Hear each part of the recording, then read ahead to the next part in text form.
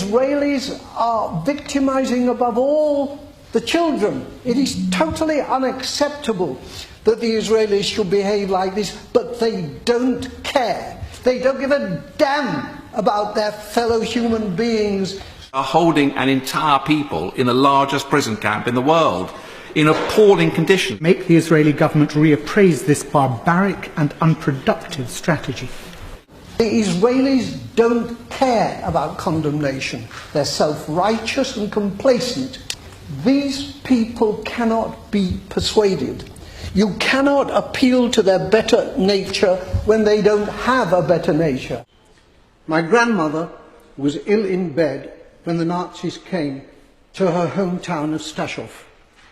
A German soldier shot her dead in her bed. Madam Deputy Speaker, my grandmother did not die to provide cover for Israeli soldiers murdering Palestinian grandmothers in Gaza. The present Israeli government ruthlessly and cynically exploit the continuing guilt among Gentiles over the slaughter of Jews in the Holocaust as justification for their murder of Palestinians. The implication is that Jewish lives are precious, but the lives of Palestinians do not count. The spokeswoman for the Israeli army, Major Leibovich, was asked about the Israeli killing of, at that time, 800 Palestinians. The total is now 1,000. She replied instantly, 500 of them were militants. That was the reply of a Nazi. There's certainly no point in appealing to their better nature because they don't have a better nation. You've got to make them suffer, because that's the only way they will feel anything. And economic sanctions would erode this huge first world standard of living which they enjoy on borrowed money. It's time for our government to make clear to the Israeli government that its conduct and policies are unacceptable and to impose a total arms ban on Israel. It's worse even than the foul actions of the South African apartheid government with huge loss of life called Operation Cast Lead.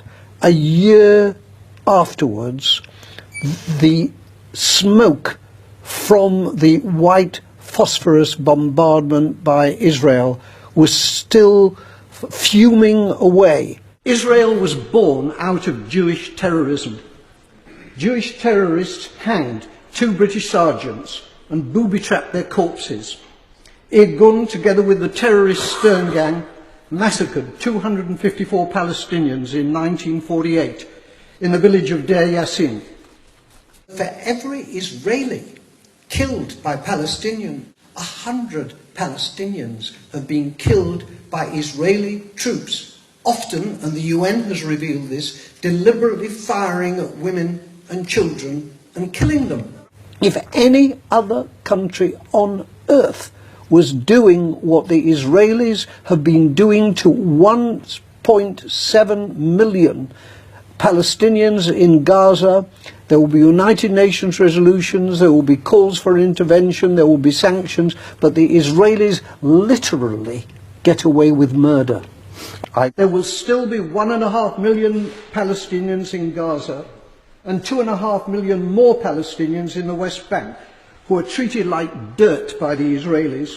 Gerald Kaufman.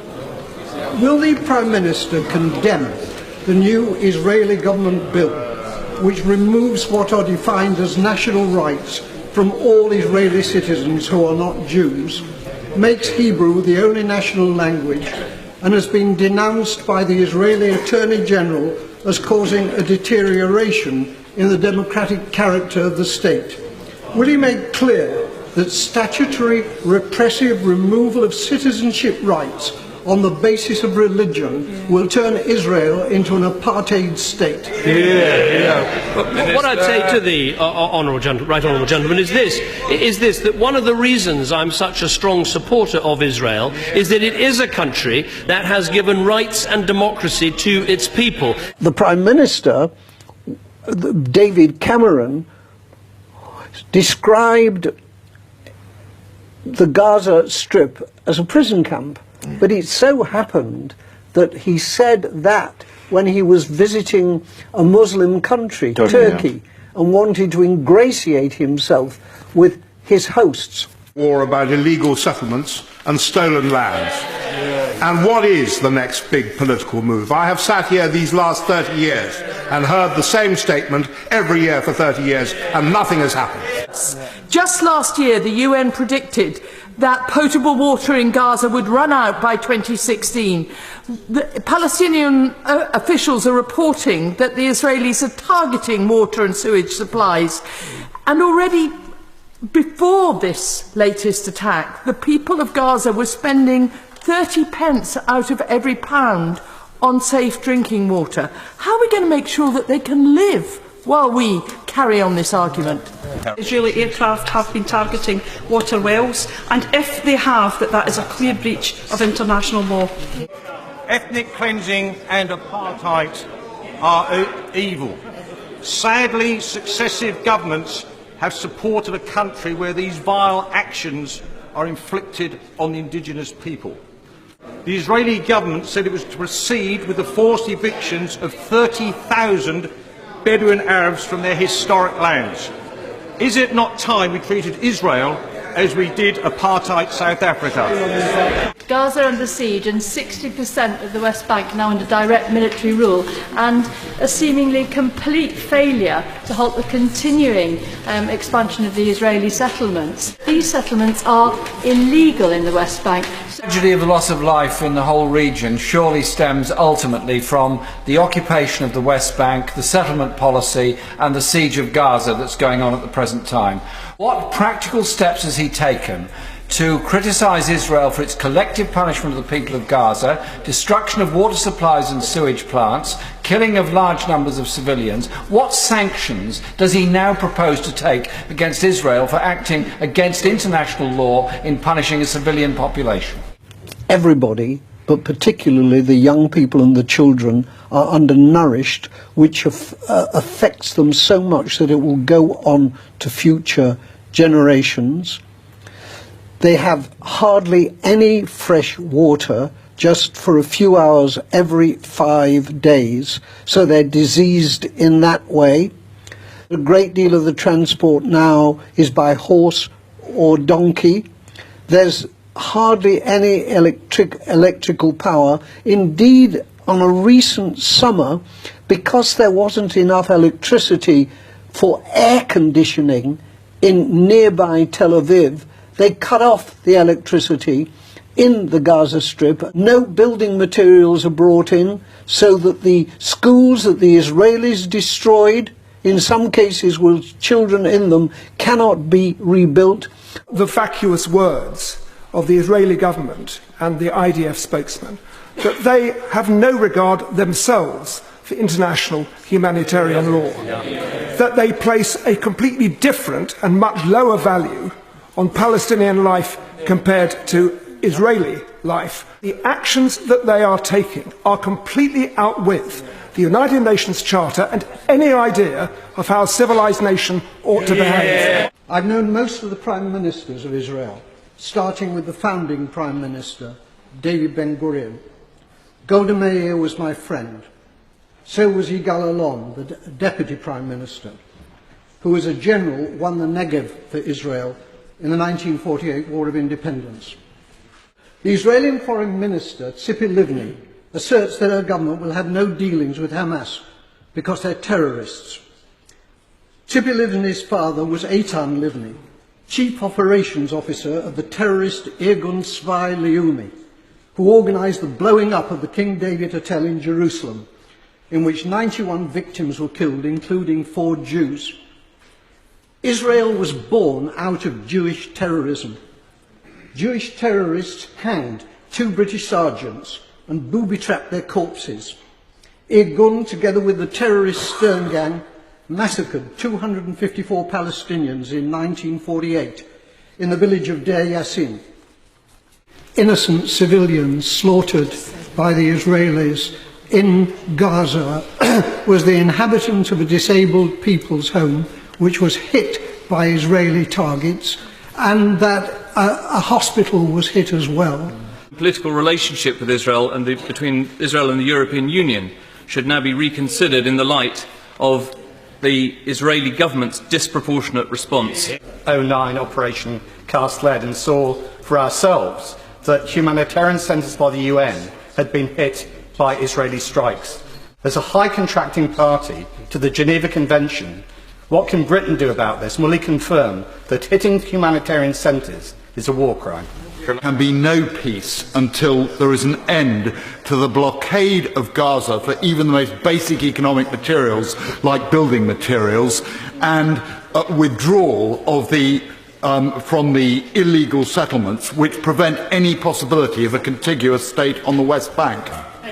A refugee population of 1.7 million imprisoned in a tiny strip of land with the prison guards, we should supposedly civilised state systematically killing women, children, elderly and disabled people. Hundreds of Palestinian civilians will continue to die, and the annexation of Palestine by Israel will continue. With half of the population of Gaza aged under 18 locked in an open prison in one of the most densely urban concentrations in the world, there was never any prospect that children would not be the disproportionate victims of this military action. And now we see tens of thousands of homes without electricity and a rapid deterioration of the humanitarian situation. But for every Israeli killed by Palestinian rockets, 100 Palestinians have been killed by Israeli troops. Often, and the UN has revealed this, deliberately firing at women and children and killing them. The Palestinians have not only been killed in huge numbers, but they are living in terrible poverty and suffering. It is the Israelis that have imposed the blockade. It is the Israelis who are the occupying power. And the culpability of the Israelis was demonstrated in the report to the UN by Philip Goldstone after Operation Cast Lead. And he was harassed by Jewish organisations after he had made that report. Again and again and again, Israel seeks to justify the vile injustices that it imposes on the people of Gaza and of the West Bank on the grounds of the Holocaust. 1.7 million Palestinians in Gaza are being penalised with this justification, and it's unacceptable. Israelis are victimising above all the children. It is totally unacceptable that the Israelis should behave like this, but they don't care. They don't give a damn about their fellow human beings. Palestine, the problem has existed since May 1948, with the creation of Israel and what the people of Palestine called the Nakba, the catastrophe. After the Six-Day War in 1967, there was a huge upheaval. Refugees fled across the Jordan, and there are refugee camps in Jordan, there are refugee camps on the West Bank, there are refugee camps in Lebanon, dreadful, appalling conditions there, and there are refugee camps in Syria where people are going through incredible traumas. The Israelis, after creating the refugee problem, have followed that in the occupied territories by creating hundreds of settlements, every one of them illegal, by the wall, which is also illegal, by checkpoints which make it almost impossible for Palestinians to travel freely around in what is supposed to be their own country. The 3 fruitless Israeli military attacks on the Gaza Strip, which have resulted in thousands of casualties, including huge numbers of civilians, and which have also created intolerable destruction of homes, schools, and the Palestinian parliament in Gaza itself, none of which can be properly reconstructed because of the blockade which the Israelis carried out. John Kerry made an enormous effort as United States Secretary of State, but was not given the backing of President Obama. Israel now has the most extremist government in its entire existence. On election day in Israel a few weeks ago, the Prime Minister Netanyahu referred in a racist statement to the hordes of Palestinians who were going by bus to vote.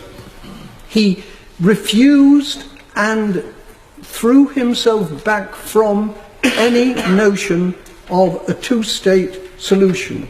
Israel has got hundreds of nuclear warheads and hundreds of missiles with which to fire them in the Negev, in what used to be called the Dimona textile factory, and no action is being taken. An attempt to have a conference next year to review the situation of non-proliferation in the Middle East was blocked by 3 countries. It was blocked by the United States, it was blocked by Canada, and it was blocked by the British Foreign Office, whose Foreign Secretary today claimed that he was working for non-proliferation. Israel refuses to sign the non-proliferation treaty, and yet this government supports this nuclear power refusing to participate in talks. The non-proliferation treaty is the most widely subscribed to disarmament treaty in world history, yet Israel refuses to sign it. This House voted last October by an overwhelming majority to recognise the Palestinian state. This Parliament must see a new United Kingdom policy on Palestine and Israel.